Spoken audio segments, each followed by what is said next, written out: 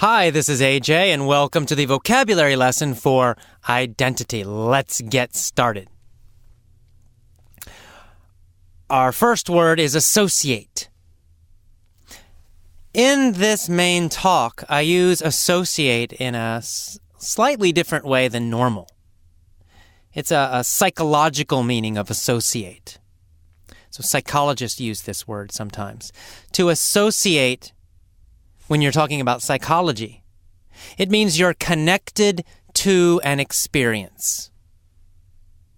And the opposite is disassociate.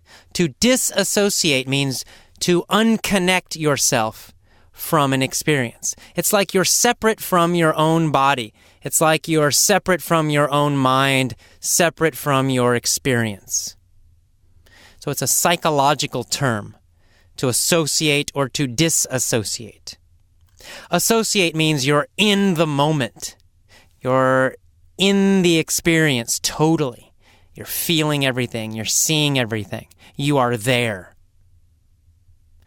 To disassociate means the opposite. It means you disconnect. It's like you're not really there. You're not really feeling anything. It might be happening to you, but you're not feeling the feelings. You're not feeling the emotion. You're disconnecting from yourself. So associate and disassociate. When we're talking about positive experiences, positive memories, we want to associate.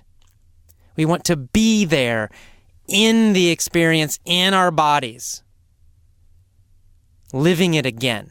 It makes it stronger, makes the emotions stronger. It makes it more powerful for us. And the opposite is also true if you have some negative memories about English, for example. One way to make them weaker is to disassociate. Step out. Pretend you're outside it, looking at it. And then, of course, you can make it smaller and darker and push it away. So that's all we're doing when we're playing with these pictures in our head. We're associating or disassociating. We're associating more to the positive, strong, empowering memories and images. And we're disassociating more from the negative ones, the limiting ones. Associate has other meanings, depends on the situation, but this is the psychological meaning of associate. Okay, our next word is a repeat. We've had it before, but let's talk about it just one more time, just review it. And that's the word reference. A reference is an example, basically. An example, a specific example. So when I talk about you need references for your beliefs, you need examples for your beliefs. If you just say, I'm good at English, I'm good at English, I'm good at English, that's okay. But it's stronger if you have examples to support it. If you can think in your life, even something small, some small success with English, a specific example of success. If you can find one or two or more and more and more, the more examples you find, the more references you find, the stronger the belief becomes. So you want a lot of positive references.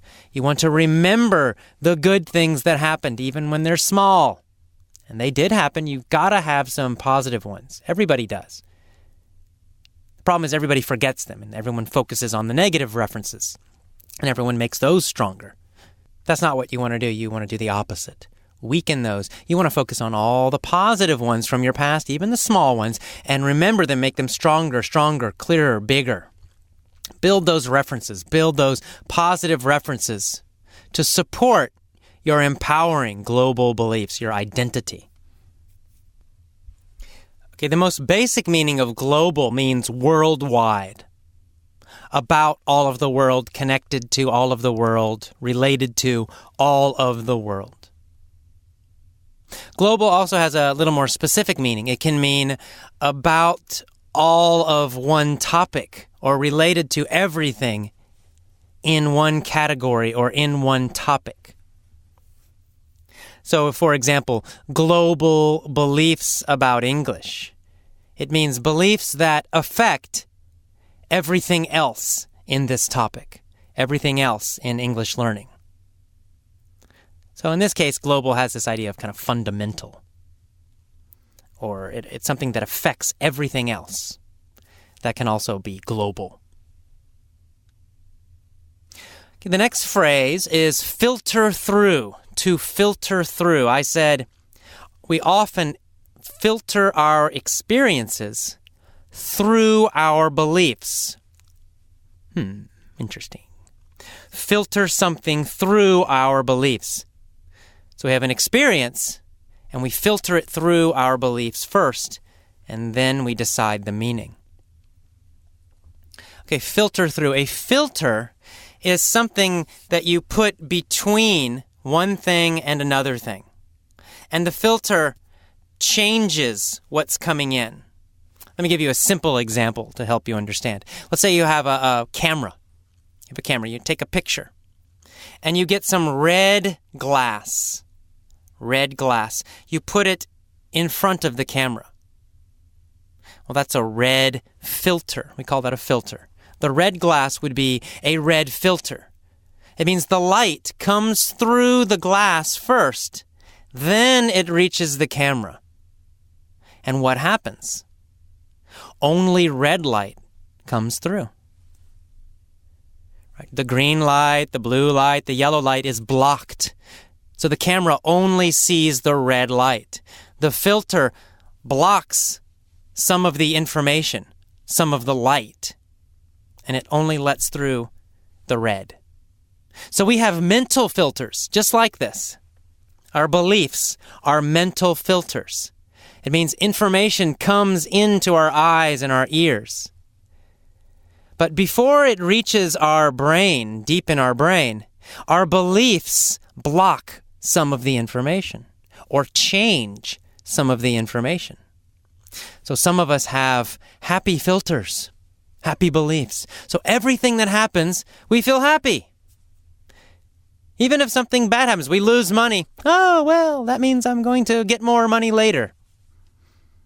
Right? That's just a belief. It's just a filter. So it's the experience comes in, and then the belief decides the meaning. On the other hand, if you have a very negative filter, negative beliefs, then maybe you get money, you earn money. But then your belief is, well, I'm going to lose it. I'm never lucky. Someday I'm just going to lose all this money.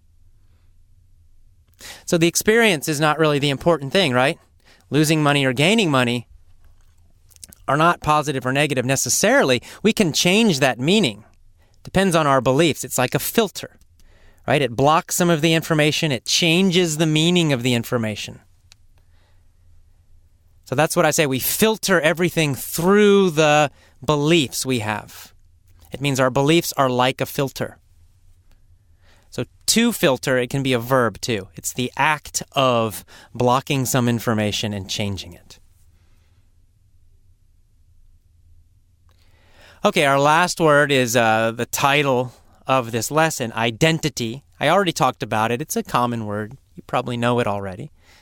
But let's talk a little bit about it specifically. So again, identity means the collection of global beliefs about yourself. What you think about yourself.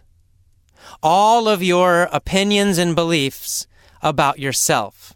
What kind of person you think you are. What you think you can do. What you think you can't do. What you think you must do. What you think you shouldn't do. All of those global beliefs together create your identity, who you are to yourself. A lot of people think identity is permanent, like you're born with it or something, or it can't be changed. This is who I am. I will always be this way. A lot of people say that, right? This is my identity. It's who I am. I can't change. And what do we say about that? We say, bullshit! It's not true. Identity can be changed because identity, it's just a collection of beliefs. And as we have seen already, beliefs can be changed. Beliefs can be changed very dramatically, in a very big way. And if you start changing these global beliefs, you change your identity. If you change a lot of them, you can totally change your identity. You can choose your identity. You can choose a powerful, positive, enthusiastic, encouraging identity. You're not stuck with the identity you have now. You can change it, and I encourage you to change it, to choose the identity you want. Be the kind of person you want to be. Believe what you want to believe about yourself. And change the references. Focus on the references that support the identity you want. About English learning, about who you are as a language learner, but also just in general, who you are as a person. That's equally important. Of course, it's more important, in fact. Well, all right. That is the vocabulary for Lesson 8, Identity. Please listen to it a few times. Most importantly, do that activity in the main talk every day. And, do the whole exercise with the pictures, the images, making them brighter, making them bigger, all of that. Please do that every single day this week. And you will see a very big change over time. Okay, thank you, and I'll see you for the mini story. Bye-bye.